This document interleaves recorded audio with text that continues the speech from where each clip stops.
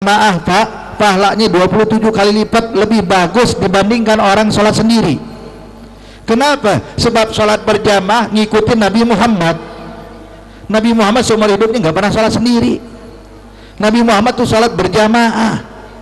Walaupun Bapak Ibu sekalian, orang yang sholat sendiri lebih khusyuk, yang sholat sendiri baca Quran 30 juz, Masya Allah. Yang sholat berjamaah bacanya kuliah kulhu doang.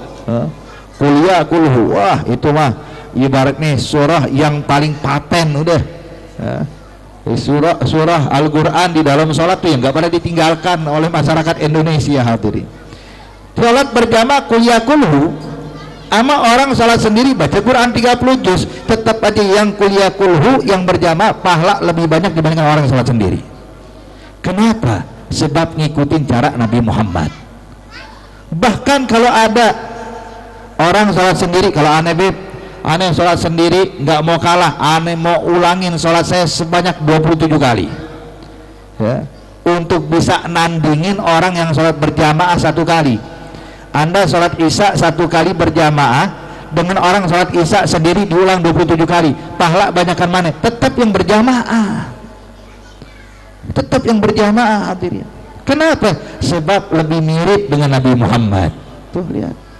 Kemudian Nabi katakan, udah sholat berjamaah, kata Habib Umar, kemudian sebelum sholat pakai kayu siwak ya. Dia bersiwak dulu sebelum sholat. Kata Nabi, as-salatu bisiwak afdal min sab'ina salata bila siwak. Sholat memakai siwak sebelum sholat itu pahalanya lebih afdal dibandingkan 70 sholat tanpa siwak. Kenapa kau pakai siwak pahalanya berlipat ganda? Sebab lebih mirip dengan Nabi Muhammad ya, jadi kalau sholat berjamaah pakai siwak tuh tinggal kaliin aja 27 kali 70. Nah kira-kira pertanyaan saya, ini orang kampung sini udah punya kayu siwak nggak? Coba yang punya kayu siwak angkat siwak, ada berapa yang anda mau tahu? 1. Ibu-ibu ada punya kayu siwak? Enggak. Gimana mau banyak pahalanya Pak ya. Ini kalau bisa besok pada pakai kayu siwak semuanya ya. Beli kayu siwak ya. Ini berapa Haji Murad? 15.000 tuh Haji Murad jualan tuh ya. Jadi intinya hadirin, nih kayu siwak hadirin ya. Sekarang sama tanya ya. Kalian punya handphone? Pada bawa handphone semua nggak? Bu, Pak ya. Emang ada hadis bilang orang yang sholat bawa handphone itu lebih afdal dibandingkan 70 sholat orang yang sholat tanpa handphone gitu? Kagak hadirin. Handphone kita jaga, siwak kenapa nggak dijaga ya. Saya ingat dahulu cerita dari salah satu cucu Al-Habib Utsman bin Yahya. Al-Habib Utsman bin Yahya ini adalah orang yang nggak lepas kayu siwak hadirin. Pernah beliau ketika berangkat dari Petamburan naik delman pergi keluar Batang, pengen ziarah ke Habib Husain bin Abu Bakar Al-Aidarus luar Batang. Ketika naik delman Pak, begitu sudah jauh hampir nyampe tuh pasar ikan, hampir dekat udah luar Batang hadirin, tahu-tahu dia bilang sama kusirnya, Bapak tolong balik lagi ke Petamburan. Dibilang kenapa ya Habib? Siwak aneh ketinggalan. Subhanallah, kita kalau kehilangan siwak, ketinggalan siwak bodoh amat ya. Tapi coba kalau lagi jalan ketinggalan handphone, balik lagi nggak kita? Balik lagi tuh kayaknya handphone lebih hebat dari siwak hadirin ya. Nih siwak hadirin ya, suatu kemuliaan dari Allah Subhanahu wa ta'ala buat kita. Cuman gosok doang pahala berubah. Kenapa? Sebab mirip dengan Nabi Muhammad ya. Kemudian Al-Habib Umar bilang, barang siapa yang sholat berjamaah pakai kayu siwak kemudian pakai minyak wangi dulu sebelum sholat, lebih afdal dibandingkan orang yang sholat berjamaah pakai kayu siwak cuman nggak pakai minyak wangi. Pakai minyak wangi doang lebih afdal, lebih afdal. Kenapa? Lebih mirip dengan Nabi Muhammad, lebih mirip dengan Rasulullah. Makanya kita lihat hadirin, saya ingat waktu kita hadir acara daurah di Puncak, waktu itu Malim Ubaidillah Hamdan juga ikut sama kita. Hadir daurah Al-Habib Zain bin Ibrahim bin Sumail. Saya saksikan hadirin, itu Habib Zain setiap sholat sebelum sholat ngambil minyak wangi, gosok dulu baru takbir. Mau sholat fardu mau sholat sunnah, pokoknya besok pengen sholat takbiratul ihram, ngambil dari kantongnya minyak wangi, taruh di situ, diusap lagi. Kenapa? Lebih pengen mirip dengan Nabi Muhammad, makanya lebih afdal dibandingkan orang yang sholat tanpa minyak wangi. Kemudian Habib Umar bilang, barang siapa yang sholat berjamaah pakai kayu siwak sebelum sholat, pakai minyak wangi, kemudian pakai cincin, pakai cincin, hadirin, lebih afdal dibandingkan orang yang sholat pakai kayu siwak, pakai minyak wangi, cuman nggak pakai cincin. Jadi pakai cincin bukan pas lagi musim batu doang kayak gitu ya, tapi untuk ngamalin sunnah, hadirin. Pakai cincin yang laki, yang perempuan juga. Demi apa? Demi biar contoh Nabi Muhammad mirip-mirip ini sama Rasulullah. Mau cincinnya besi doang nggak jadi masalah, yang penting ngamalin sunnah. Kemudian Habib Umar bilang, barang siapa yang sholat berjamaah pakai kayu siwak, pakai minyak wangi, pakai cincin, kemudian pakai imamah, maka lebih afdal dibandingkan orang yang sholat pakai kayu siwak, pakai cincin, pakai minyak wangi, cuman nggak pakai imamah. Kenapa kok pakai imamah lebih afdal? Sebab lebih mirip dengan Nabi Muhammad. Itu dia tuh. Makanya dahulu saya dapetin cerita dari guru kita Al-Habib Ahmad bin Ali bin Abdurrahman Segaf, khalifahnya Walid sekarang, yang gantiin sekarang Habib Ali bin Abdurrahman, guru kami sekarang beliau Al-Habib Ahmad.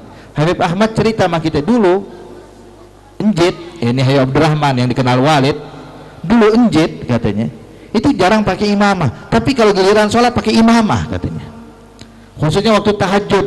Dia bawa tuh rida warna putih, digantungin, diselempangin di lehernya. Itu giliran sholat tahajud itu dipakai imamah. Kenapa? Lebih banyak pahalanya demi mencontoh Nabi Muhammad. Tuh hadirin. Nah makanya kita amalin juga yang kayak begini. Tujuannya satu, biar bisa nyontoh Nabi, makin dekat sama Allah. Jadi Bapak Ibu sekalian, ini semakin banyak kita contoh Nabi, makin banyak pahalanya.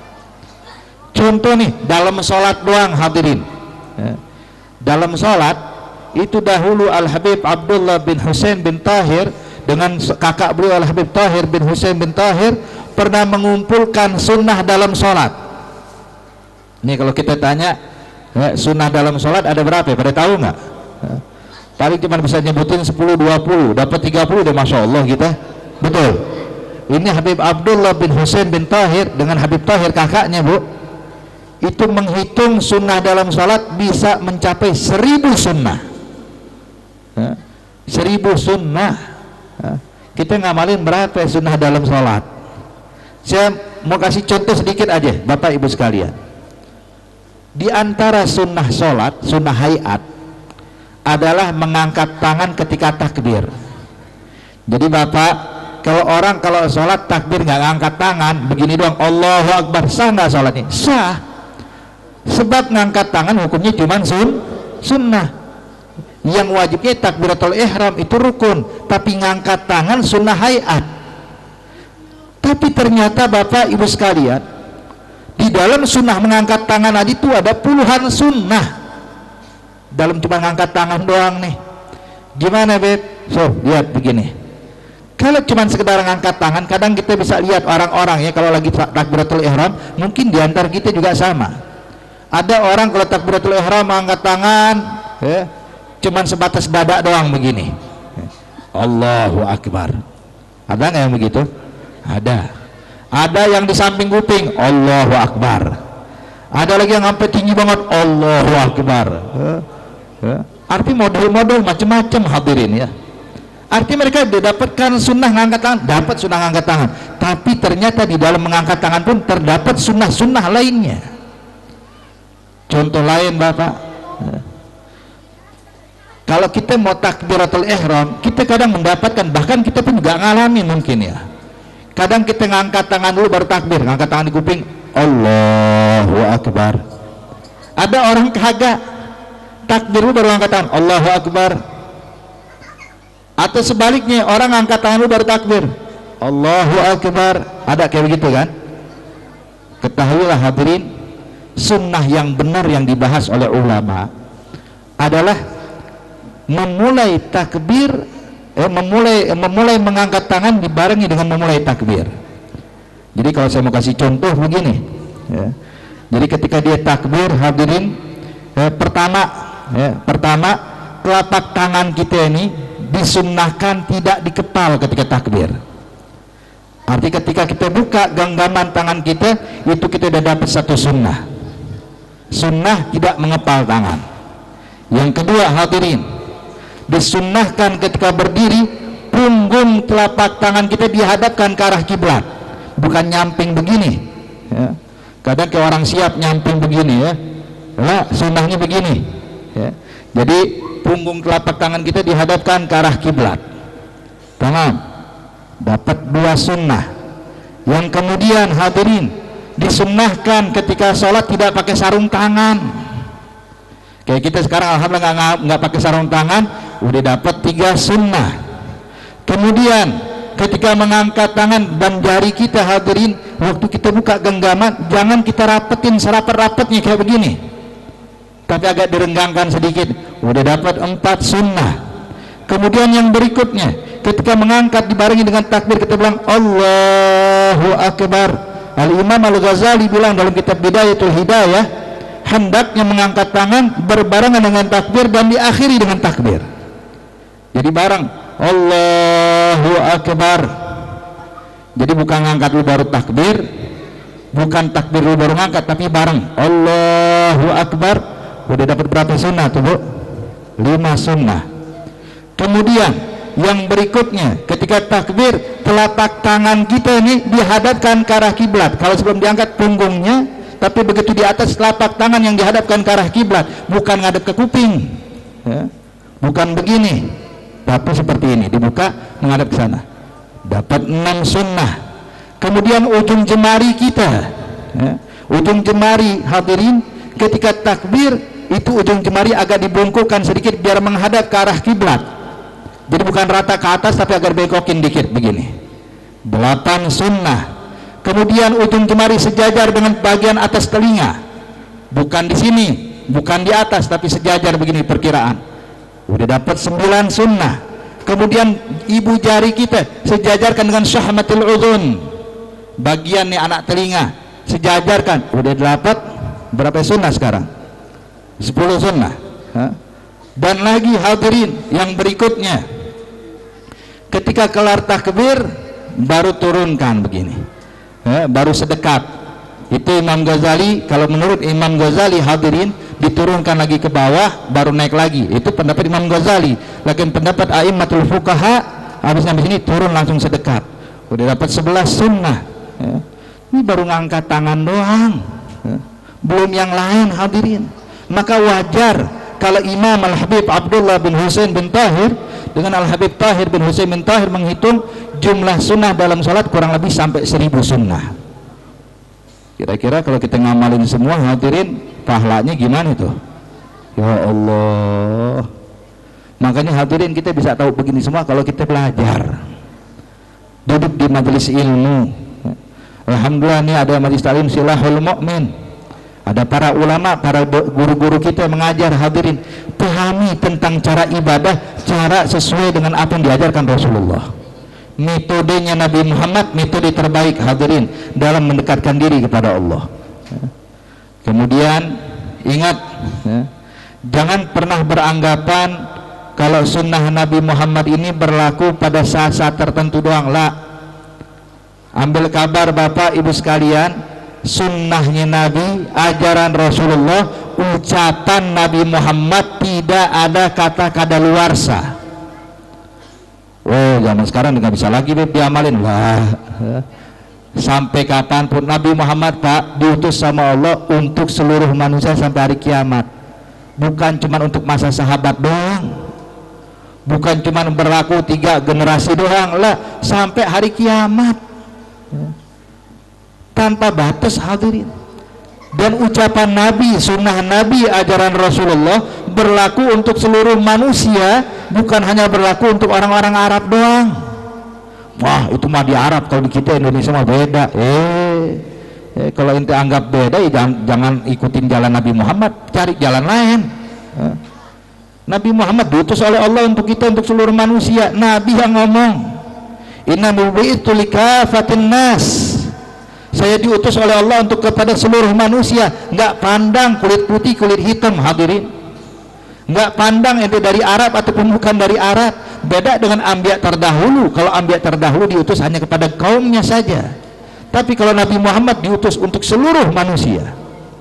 Maka kalau ada suatu hal kemudian kita bilang ini hadis Nabi kayaknya nggak bisa dipakai zaman sekarang, ini adalah orang yang perlu dipertanyakan imannya. Atau bilang ini hadis Nabi berlaku cuma Jaziratul Arab, di Indonesia nggak bisa gini.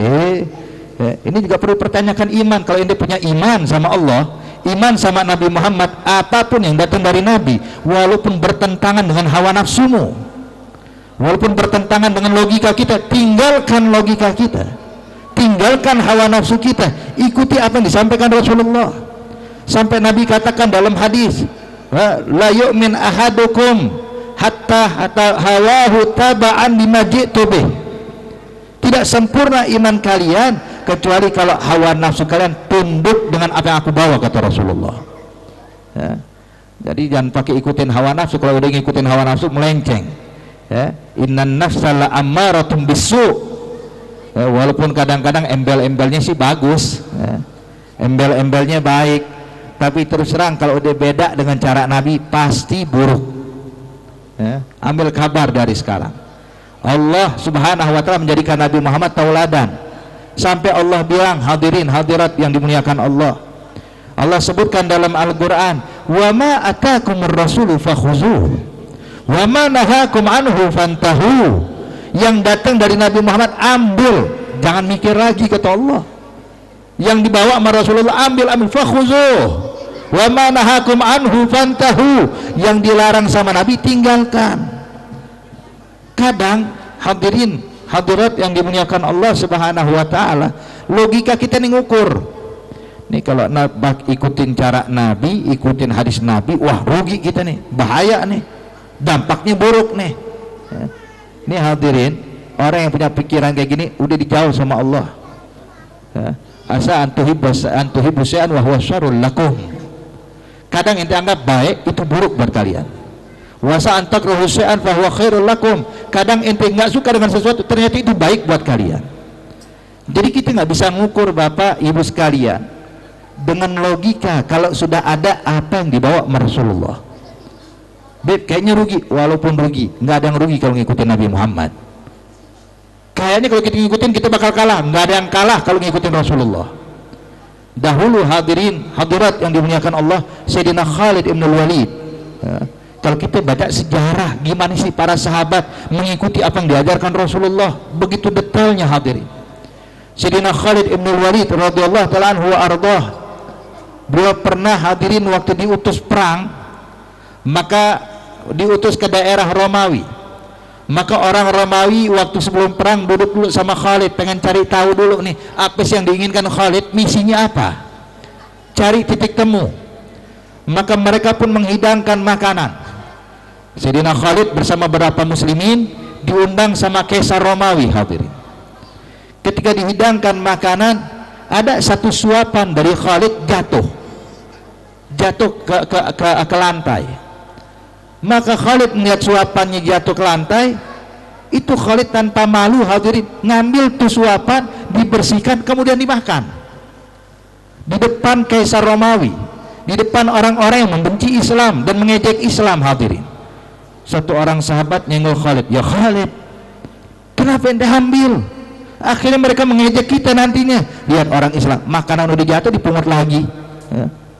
Sayyidina Khalid dengar temennya ngomong kayak gitu, mandang wajah temannya, dia bilang, kenapa memangnya? Hadza sunnatu Rasulullah, ini sunnahnya Nabi Muhammad. Apakah karena mereka aku harus tinggalkan sunnah Rasulullah? Demi dihormati mereka aku tinggalkan hadisnya ajaran Rasulullah. Demi Allah, walaupun mereka hinakan saya tetap ngamalkan sunnah Nabi Muhammad, dan tidak ada yang hina kalau ngikutin Rasulullah. Tuh lihat hadirin, kalau kita kadang-kadang mikir, waduh nih gawat kalau ngikutin sunnah Nabi, ngikutin ajaran Nabi, nggak berkembang kita. Ente nggak mau ngamalin sunnah Nabi, ngikutin hawa nafsu. Orang kalau udah berbelok dari ajaran Nabi Muhammad, yang ada berbelok ngikutin ajarannya hawa nafsu. Ya, hadirin hadirat yang dimuliakan Allah Subhanahu wa taala. Saya mau kasih contoh mudah saja. Ketika kita melakukan perjalanan, Pak, perjalanan sampai 2 marhalah. 2 marhalah itu kata fuqaha ya, kurang lebih 80 kiloan. Ada khilaf antar ulama, ada yang bilang 80 kilo, ada yang bilang 83 kilo, ada yang bilang 78 kilo. Ya Allah, kita ambil jalan tengah 80 kilo. Marhalaten. Ya. Itu kita kalau dia melakukan perjalanan 2 marhalah, kita dibolehkan sholat jamak dan boleh gosor. Ya. Apa itu gosor? Gosor itu sholat yang 4 rakaat jadi 2 rakaat. Ya. Diringkas. Zuhur yang tadi 4 jadi 2. Asar yang tadi 4 jadi 2. Isya yang tadinya 4 jadi 2. Jadi yang dibolehkan gosor cuma sholat rubaiyah yang 4 rakaat. Ya. Kalau maghrib jadi gosor lagi, bingung ntar gosornya ya. 3 jadi 1,5, salamnya gimana kita? Ya. Jadi yang boleh digosor itu yang 4 rakaat doang, zuhur, asar, isya. Ya. Jadi kalau sudah melakukan perjalanan jauh, bukan cuma dibolehkan, bahkan dinyatakan afdal kita gosor. Afdal kita gosor, hadirin.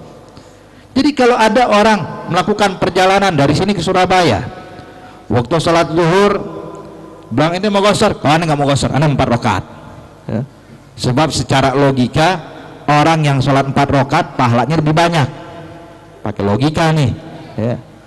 Rakaatnya lebih banyak, baca fatihahnya lebih banyak, rukuknya lebih banyak, sujudnya lebih banyak, tasahudnya ada 2. Kalau sholat 2 rakaat, ya, sujudnya sedikit, rukuknya sedikit, ya pahalanya sedikit dong.